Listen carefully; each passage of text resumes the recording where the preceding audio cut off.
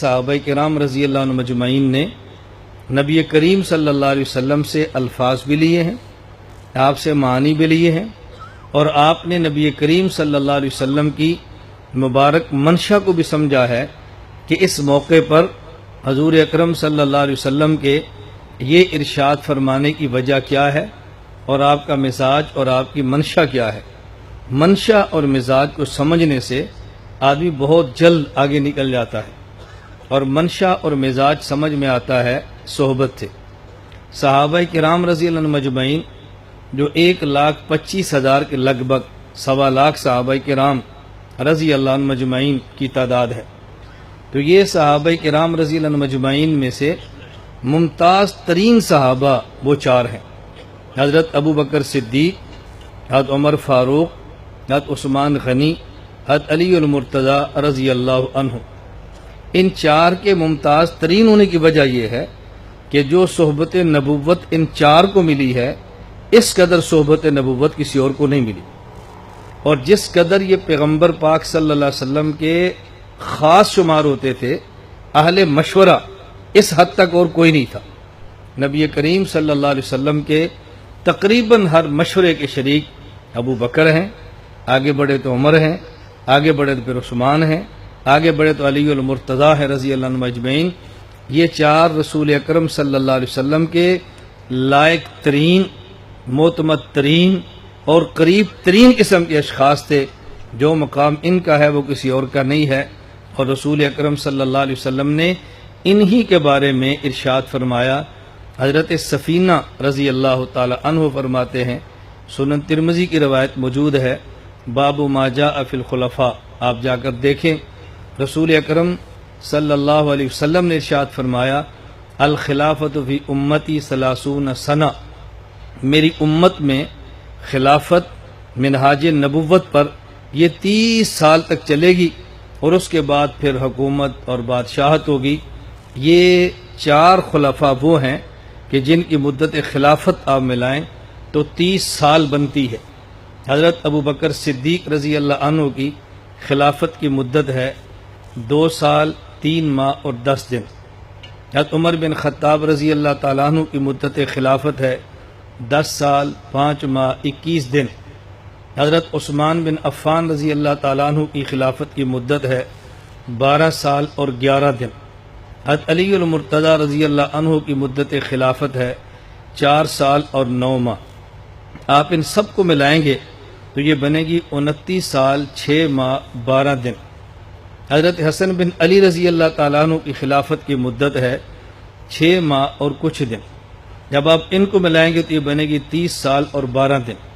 یہاں کہ آپ نے مسئلہ بہت اچھی طرح سمجھنا ہے۔ رسول اکرم صلی اللہ علیہ وسلم نے فرمایا، الخلافت فی امتی 30 سنہ، میری امت میں خلافت منہاج نبوت پر یہ 30 سال تک چلے گی۔ اب وہ 30 سال کا جو زمانہ خلافت ہے، اسے کہتے ہیں دور خلافت راشدہ۔ یہ خلافت راشدہ کا دور ہے۔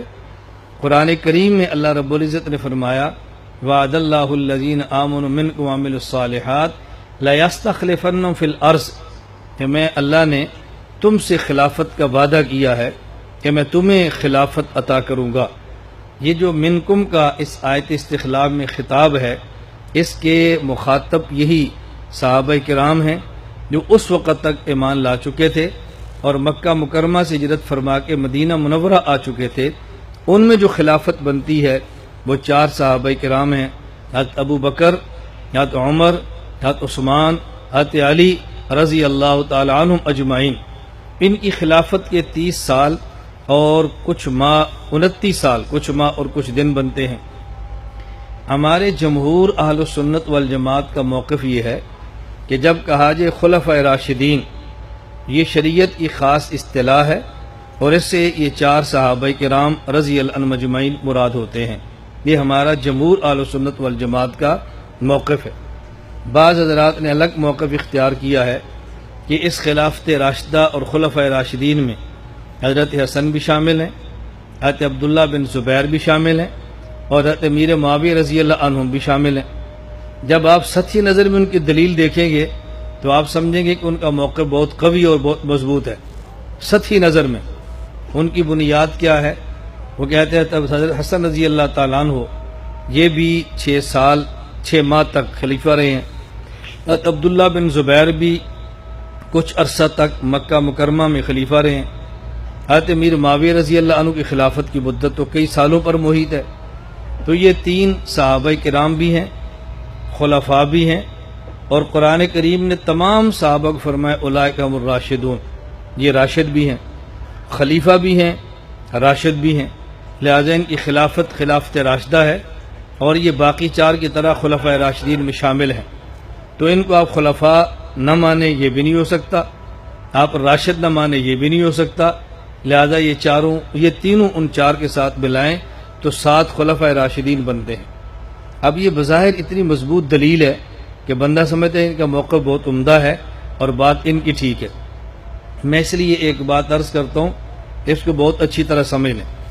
ہمارے اکابر، ہمارے بڑے اور جمہور کا موقف اگر آپ کے سامنے آئے اور ان کے موقف کے خلاف اگر کوئی دلیل آپ کے سامنے آئے، اس دلیل کو دیکھ کر اپنے اکابر کا موقف نہ چھوڑنا. ہاں، کسی اہل علم سے جس کو اس موضوع پر مہارت ہو اس سے رجوع کرنا کہ ہمارے اکابر کا موقف تو یہ ہے اور ان کے خلاف دلیل یہ ہے، تو کیا ہمارے اکابر کا موقف غلط ہے یا اس دلیل کا مطلب کچھ اور ہے؟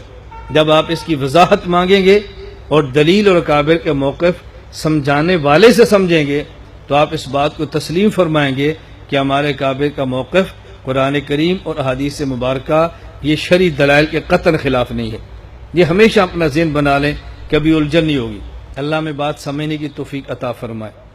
میں یہ عرض کر رہا تھا کہ اگر اپنے جمہور اکابر کی کوئی بات کوئی آپ کو دلائل دے کر ان کے خلاف متنفر کرنا چاہے، آپ کچھ نہ کریں، مرکز تشریف لائیں، ہم سے رابطہ کریں. ہم آپ کی خدمت کے لیے بیٹھے ہیں، ہمارا تو اور کوئی کام نہیں ہے نا. ہمیں اپنا نوکر سمجھو اور ہم سے خدمت لیں. انشاءاللہ ثم انشاءاللہ مرکز اہل سنت والجماعت سرگودا جس شخص کے سے رابطہ رہا، میں اللہ کی ذات پہ بھروسہ کر کے کہتا ہوں اپنے اکابر اور جمہور علماء سے کبھی نہیں کر سکتا انشاءاللہ العزیز. ایسا کبھی نہیں ہو سکتا کٹ جائے. اب دیکھو بظاہر ان کی دلیل کتنی پختہ ہے. اب اس بات کو سمجھیں، ہمارے اکابر جو کہتے ہیں خلفاء راشدین اور خلافت راشدہ، اس کا مطلب ہوتا ہے خلافت راشدہ معودہ فی القرآن، وہ خلافت جس کا وعدہ صحابہ کرام سے قرآن کریم میں کیا ہے، وہ خلافت ان 4 خلفاء پر ختم ہے. وہ خلافت ان 4 خلفاء پر ختم ہے. جب یہ آیت نازل ہوئی ہے، منکم کا خطاب مہاجرین سے ہے. حضرت حسن رضی اللہ تعالیٰ عنہ، عبداللہ بن زبیر رضی اللہ تعالیٰ عنہ، حضرت امیر معاویہ رضی اللہ تعالیٰ عنہ، یہ تو مہاجرین میں ہے ہی نہیں، اس آیت کا مصداق ہی نہیں ہے. اور جب یہ آیت نازل ہوئی ہے، امیر معاویہ رضی اللہ تعالیٰ عنہ ابھی تک حلقہ اسلام میں شامل بھی نہیں ہوئے. حضرت عبداللہ بن زبیر رضی اللہ عنہما، یہ دونوں بچے ہیں، ابھی بالغ ہی نہیں ہیں کہ اس کا مخاطب ہوں. تو جو اس کا مخاطب بنتے ہیں وہ صرف 4 ہیں. اس سے مراد ہے خلافت راشدہ معودہ فی القرآن. باقی ان کی خلافت عادلہ ہے، ان کا راشد ہونا بھی بجا ہے، خلیفہ ہونا بھی بجا ہے، لیکن جس خلافت کا وعدہ قرآن میں ہے وہ ان 4 پر ختم ہے. میں اس کی ایک مثال دوں گا تو بات آپ کو جلدی سمجھ آئے گی. آپ حضرات کہتے ہیں عشرہ مبشرہ فی الجنہ، عشرہ مبشرہ فی الجنہ. یہ عشرہ مبشرہ فی الجنہ یہ کتنے ہیں؟ بولو کتنے ہیں؟ 10. عشرہ مبشرہ فی الجنہ 10 صحابہ ہیں. اب آپ بتاؤ، جنت کی بشارت اللہ کے نبی صلی اللہ علیہ وسلم نے صرف 10 کو دی ہے. قرآن کریم کہتا ہے وَكُلًّا وَعَدَ اللَّهُ الْحُسْنَى، یہ سارے جنتی ہیں. تو جب صحابہ سارے جنتی ہیں تو آپ 10 کو جنتی کیوں کہتے ہیں؟ اب اگر کل کو کوئی بندہ کھڑا ہو گیا کہ عشرہ مبشرہ فی الجنہ کہنا یہ قرآن کی آیت کے خلاف ہے، جب قرآن کہتا ہے سارے جنتی ہیں، آپ نے 10 کو جنتی کیوں کہا؟ لہذا یہ نہ کہا کرو یہ کو جی سارے جنتی ہیں، یہ مت کہو کہ 10 جنتی. اب آپ نے پھر الجھن میں پڑ جانا ہے. اور جب یہ دلیل سمجھ آ گئی، وہ سمجھنی بہت آسان ہے. عشرہ مبشرہ فی الجنہ کا مطلب یہ ہے وہ صحابہ کرام رضی اللہ عنہ مجمعین جن کا نام لے کر ایک ہی مجلس میں اللہ کے نبی صلی اللہ علیہ وسلم نے جنتی فرمایا وہ 10 ہیں۔ ایک ہی مجلس میں جن کا نام لے کر جنتی فرمایا وہ 10 ہیں۔ عشرہ مبشرہ بالجنہ کا معنی ہرگز یہ نہیں ہے کہ باقی صحابہ کرام کو جنت کی بشارت نہیں دی گئی، بلکہ اس کا مطلب یہ ہے ایک مجلس میں نام لے کر جن کو جنت کی بشارت دی ہے وہ 10 ہیں، وہ 1.25 لاکھ نہیں ہیں۔ اب یہ حدیث اپنی جگہ پر ٹھیک ہے، اصطلاح بھی ٹھیک ہے، قرآن کی آیت بھی ٹھیک ہے، اور جب خلفائے راشدین اور خلافت راشدہ کا معنی سمجھ لیں گے تو پھر وہ بھی ٹھیک ہے اور یہ بھی ٹھیک ہے۔ زیادہ سے زیادہ جو ایک مضبوط علمی الجھن پڑتی ہے وہ یہ کہ رسول اکرم صلی اللہ علیہ وسلم نے فرمایا الخلافت فی امتی 30 سنہ، کہ خلافت 30 سال ہے، اور ان خلفائے راشدین کی جو خلافت ہے وہ 29 سال 6 ماہ اور 12 دن ہے۔ 30 سال تو نہیں بنتی، حضرت حسن کو ملائیں تو پھر 30 سال بنتی ہے اور 12 دن بڑھ جاتے ہیں۔ اب ہمارا سوال یہ ہے اگر اس 30 سے مراد فکس 30 ہے، یہ اوپر اور نیچے نہیں جانا، تو پھر حضرت حسن کی ملا بھی لیں تو پھر بھی ٹھیک نہیں ہے۔ کیوں؟ حضرت حسن کی خلافت کو شامل کریں تو 30 سال سے دن بڑھ جاتے ہیں، ان کی خلافت کو نکالیں تو 30 سال سے کم ہو جاتے ہیں۔ اس کا مطلب یہ ہے فکس اور متعین پورے 30 سال نہیں ہیں۔ اب یہاں 2 لفظ استعمال ہوتے ہیں، ایک ہوتا ہے امر تحقیقی اور ایک ہوتا ہے امر تقریبی۔ امر تحقیقی کا معنی ہوتا ہے ایسا معاملہ جو فکس اور متعین ہو، اور امر تقریبی کا معنی ہوتا ہے کہ جو قریب قریب ہو، جو قریب قریب ہو۔ آپ کی عمر کتنی ہے؟ آپ شناختی کارڈ دیکھتے ہیں اور شناختی کارڈ دیکھ کر بتاتے ہیں یہ دن، یہ مہینہ اور یہ سال، اس کو ملاؤ، اتنے سال، اتنے مہینے، اتنے دن میری عمر بنتی ہے، یہ امر تحقیقی۔ آپ کی عمر کتنی ہے؟ 40 سال، 2 ماہ کم یا 2 سال اوپر چھوڑ دیتے ہیں، اسے کہتے ہیں امر تقریبی۔ تو یہ جو حدیث پاک ہے الخلافت فی امتی 30 سنہ، اگر 30 سنہ امر تحقیقی ہو کہ فکس اور متعین ہے تو پھر حضرت حسن کو ملائیں تب بھی نہیں بنتی، ان کی خلافت نکال دیں تب بھی نہیں بنتی۔